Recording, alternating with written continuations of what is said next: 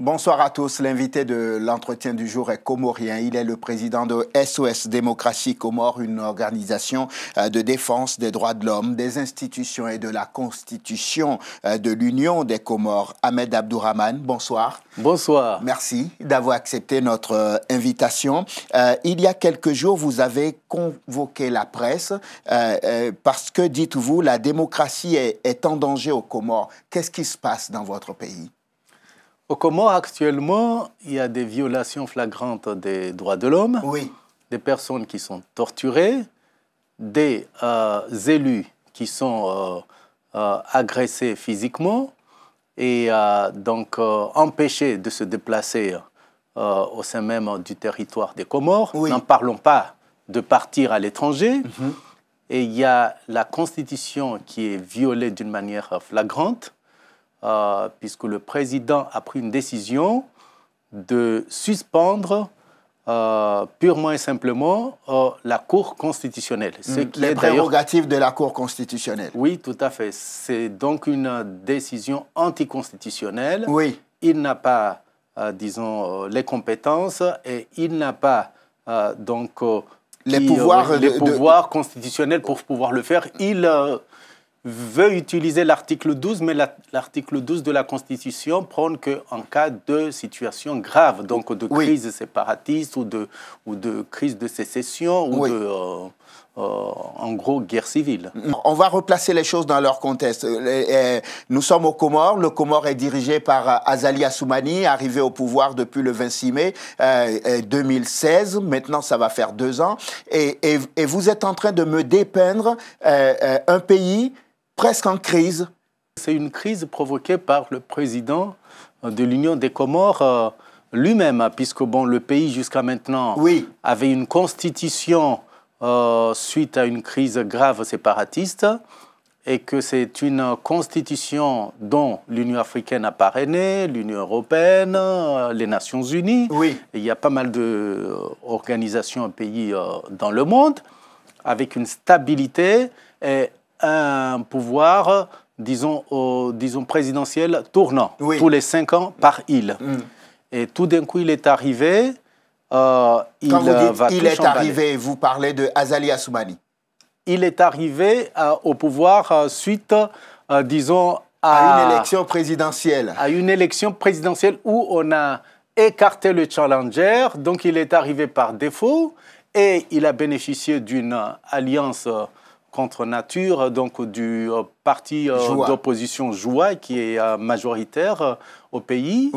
Et donc, il est arrivé, il avait signé un, disons, accord de gestion du pouvoir avec le parti Joua.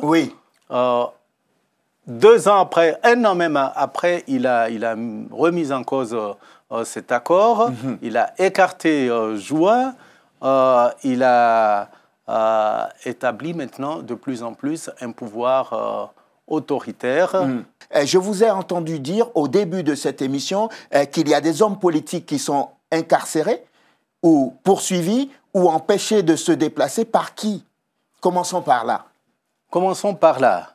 Il y a par exemple le député Tosha Johar et le député Mhaji, qui ont été agressés une première fois par des gendarmes à la sortie d'une mosquée. Et une deuxième fois, ils ont été empêchés à participer à un meeting, donc arrêtés par les gendarmes et détenus pendant 24 heures. Et après, par la suite, c'est incroyable, c'est le même président, le président lui-même de l'Assemblée de l'Union des Comores, qui s'est comporté en shérif, c'est-à-dire il est arrivé à l'Assemblée avec un taser. Ça, c'est incroyable, mais c'est vrai. Il est arrivé de chez lui, donc c'est un acte prémédité. Et comme avec un taser. Un taser, qui est utilisé normalement par les policiers pour neutraliser des bandits. Et il a fait quoi avec le taser? Et il a voulu user du taser pour tirer sur ces mêmes députés de l'opposition. Parce que le contesté, lui, le président de l'Assemblée, il a créé une milice qui contrôle l'Assemblée nationale, les députés qui ne veulent pas qu'il contrôle l'Assemblée ou qui assure la sécurité de l'Assemblée? Il filtre. quand il y a des députés qui n'ont pas envie qu'ils rentrent, oui. il les bloque. Particulièrement les députés qui ont été élus au suffrage indirect par les conseillers de l'île d'Anjouan. Oui. Il les a bloqués par sa milice privée ainsi que des policiers et des militaires comoriens. Pourquoi vous... Et comme les autres ont contesté, oui. il a sorti son taser, oui. il a tiré. Heureusement que le taser n'a pas fonctionné, mais ça aurait pu être gravissime, surtout que ça... Pourquoi vous mêlez le nom du président à tout cela? À aucun moment, ce n'est le président qui est allé agresser les députés à la sortie de la mosquée. Vous me dites que ce sont des gendarmes, et donc tout le monde sait qu'il peut y avoir des bavures au sein de la gendarmerie, de l'armée, de la police, tout ce que vous voulez. Il peut y avoir des agents qui sont zélés à l'Assemblée nationale. Je ne vois pas en quoi le président peut être mêlé à ça. Vous savez comment ça fonctionne aux Comores? Comment ça fonctionne? Lui, c'est le commanditaire suprême qui donne le donneur d'ordre. Oui. Et il y a les capots qui appliquent. Il a un ministre de l'Intérieur qui est infidèle des fidèles. Oui. Qui avait fait une alliance avant même le deuxième tour de l'élection présidentielle avec le président Zali. Oui. Qui est un proche, qui est là pour appliquer les ordres. Donc, on n'a aucune preuve que le président donne les ordres. Vous êtes d'accord avec moi? Vous n'avez pas un bout de feuille quelque part ou même une conversation où vous avez entendu le président dire « Vous allez vous occuper de ces députés qui manquiquinent, pardonnez l'expression. » Non. En fait, quand oui. Il applique ses consignes et lui-même, le président l'a avoué lui-même au discours de clôture des assises. Oui. Il dit que si les opposants, entre guillemets, voulaient venir faire de l'agitation oui. lors de ces assises, il ne les accepterait pas. Il a cité mon ministre de l'Intérieur et le commandant de la gendarmerie vont oui. s'occuper d'eux. Donc lui-même, il a tracé les cartes. Et en ce qui concerne le président de l'Assemblée nationale, oui. il a été élu sous des élections où il y a eu de la tricherie. Où c'était de la tricherie. Oui. Bon, évoluons et essayons de planter le décor et d'aller un peu plus loin. Oui, il y a quelques semaines, votre président a décidé de dessaisir donc la Cour constitutionnelle et de transférer les compétences de la Cour constitutionnelle à la Cour suprême. Vous lui contestez le droit de faire ça parce que vous dites qu'il n'a pas le droit de le faire. Et pourquoi n'a-t-il pas le droit de le faire? Comme c'est une cour qui figure dans la Constitution, oui. le président ne peut pas donner, en tout cas signer une décision. Oui. La décision ne peut pas être supérieure à la Constitution. Oui. Donc c'est la Constitution qui régit oui. les organes oui, de contre-pouvoir. Et vous dites que votre... Et pour modifier la Constitution, il fallait effectivement qu'il passe par l'Assemblée nationale de l'Union des Comores. Oui. Il savait qu'il n'avait pas la majorité. Il fallait que, évidemment, ce projet de consultation ou évidemment référendum oui. soit validé par la même Cour constitutionnelle. Mais lui, le président, il nous dit mais la Cour ne fonctionnait pas parce qu'il n'y avait pas assez de conseillers. En oui. fait, compte, c'est lui-même qui a laissé des consignes. Et nous avons la preuve. Le gouverneur de Moali, M. Fazul, a témoigné que c'est le président lui-même de l'Union oui. qui lui a dit qu'il ne faut pas qu'il nomme... Parce que c'est chaque gouverneur qui devrait nommer un conseiller. Le gouverneur d'Anjouan, il a nommé son conseiller. Le gouverneur de Ngazidja, il a nommé son conseiller. Mais le président a dit à son neveu, qui est en même temps secrétaire général du gouvernement, oui. il ne faut pas organiser la séance de prestation oui. pour ces deux conseillers déjà. Oui.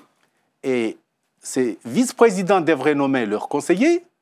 Évidemment, on sait que le président, comme il en a parlé au gouverneur de Moali de ne pas nommer son conseiller, il a dit à ses vice-présidents ne nommez pas de conseiller pour dire après, ah oui, la Cour ne fonctionne pas parce qu'il n'y a pas assez de conseillers. En fait, compte, il a provoqué cette crise oui. pour pouvoir prendre une décision, mais que cette décision, il se base sur l'article 12. L'article 12 précise que le président peut prendre une décision pour dissoudre une institution oui. en cas de crise grave, c'est-à-dire soit crise séparatiste, d'insurrection ou soit crise sécessoriste. Et vous dites que vous n'êtes pas en situation d'exception dans le pays pour l'instant et qu'il ne peut pas utiliser cet article. Non, non, on était en situation de paix et de stabilité.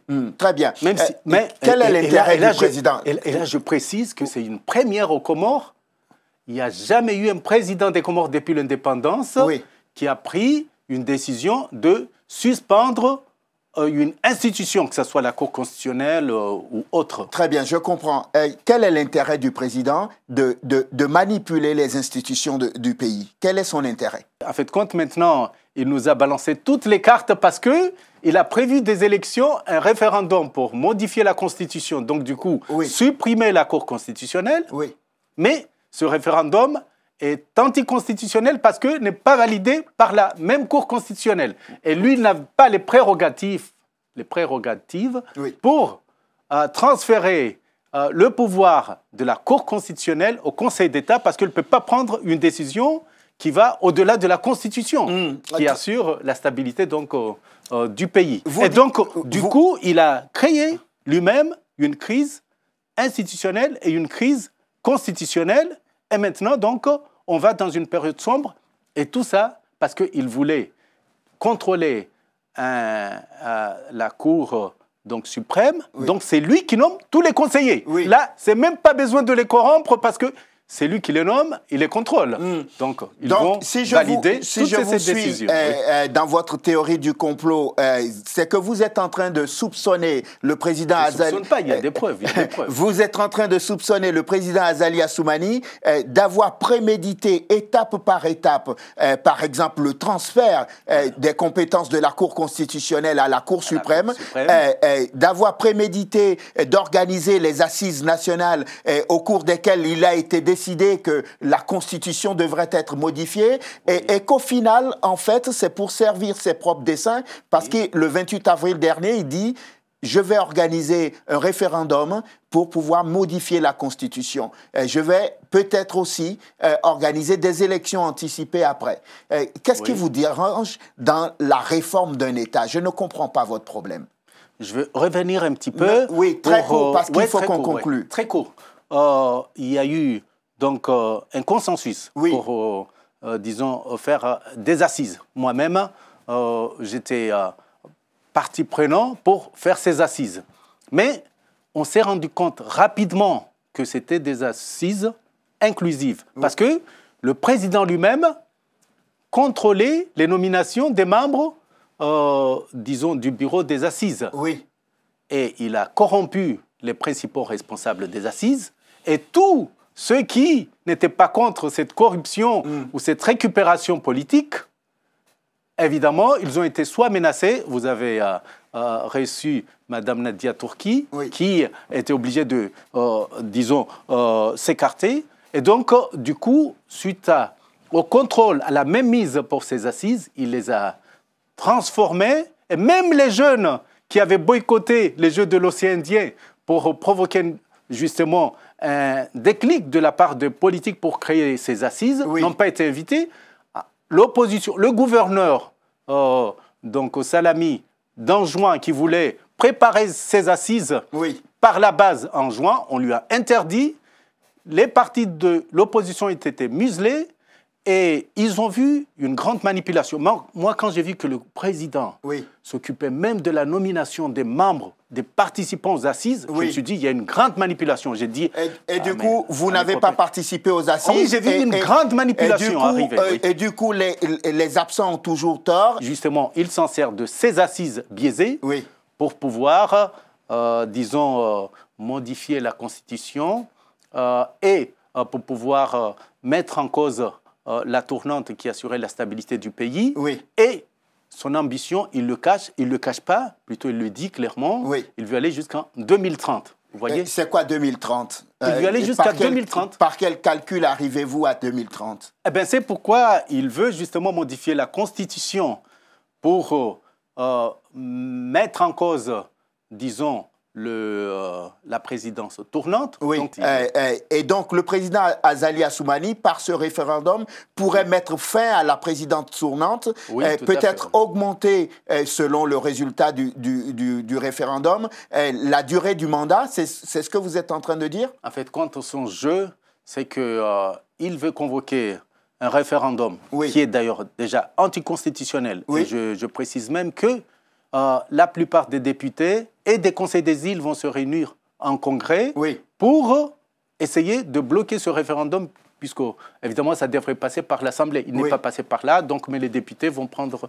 leurs responsabilités ainsi que les conseils des îles. Donc lui, évidemment, première étape, modifier la Constitution pour déjà écarter la Cour constitutionnelle qui le gênait un petit peu, enlever la présidence tournante, et organiser, du coup, des élections présidentielles, c'est ce qu'il a annoncé en 2019, anticipées, où il sera presque le seul candidat, parce que je suppose qu'il va dire que c'est dans la continuité, donc où il va organiser peut-être des primaires en Gazidja, et donc commencer un nouveau mandat, alors que ça fait déjà, il était en mi-mandat, on arrive presque 2 ans et demi, 3 ans. 2 ans. Oui, 2 ans. Et il va recommencer un deuxième mandat, je suppose, de 5 ans, donc ça va faire 5 ans, plus les 2 ans qu'il a déjà passés. Et comme il modifie la Constitution, il va enlever le terme de tournante, donc il peut se représenter indéfiniment. Indéfinitivement, comme le président Mugabe. Malheureusement, on arrive au terme de cette émission. Qu'est-ce qui vous fait le plus peur aujourd'hui pour l'Union des Comores? Ce sera ma dernière question, on va conclure là-dessus. Ce qui me fait peur, c'est que le président Azali est capable de tout faire pour arriver à son jeu. Et ce qui me fait peur, c'est que le sang risque de couler. Il y a des journalistes comme Abdallah Agua qui sont menacés de mort. Abdallah Agua est en cachette. Et il y a des menaces à l'égard des hommes politiques, particulièrement de l'ancien président Sambi du parti Joua, ainsi que de Fahmi Seydi Ibrahim, Mohamed Bakar Dossar, qui sont des éléments de piliers, et même Mamadou, son ancien challenger, qui risquerait de les neutraliser. Et là, nous avons des craintes, et même pour le prochain référendum qui est anticonstitutionnel, que même les Comoriens risquent de se soulever et qu'ils préparent l'armée à une répression de masse et que, justement, nous allons tirer la sonnette d'alarme parce que nous avons peur qu'il y ait, en tout cas, de répression. Déjà, il y a 29 jeunes de Moroni et d'Ikoni qui ont été torturés, déshabillés, où les gendarmes ou les militaires pissaient sur eux, humiliation totale. À Moélie, il y a eu les mêmes répressions, torture et en même temps donc détention illégale de personnes sans preuve. En juin, il y a actuellement la terreur, les militaires, disons, quadrillent particulièrement la ville de Moutsamoudou, où parfois ils vont, disons, fouiller des maisons ou faire des arrestations arbitraires. Donc là, le pays est au bord presque d'une dictature, mais là où nous voulons tirer la sonnette d'alarme, c'est que cette dictature ne vienne pas sanguinaire. Ahmed Abdourahmane, merci. C'est moi qui dois vous remercier de votre invitation. Président de SOS Démocratie Comores, merci d'être venu nous raconter comment la crise est en train de couver dans l'Union des Comores. On espère pour vous que vous allez tous ensemble trouver une solution pour que votre pays ne bascule pas à nouveau dans une grave crise. Et on suivra ça avec beaucoup d'attention. Merci à vous de nous avoir suivis. Je vous souhaite de passer une excellente suite de programmes. Évidemment, sur Télésud, on se retrouve demain pour un nouveau numéro de l'entretien du jour. D'ici là, portez-vous bien. À demain.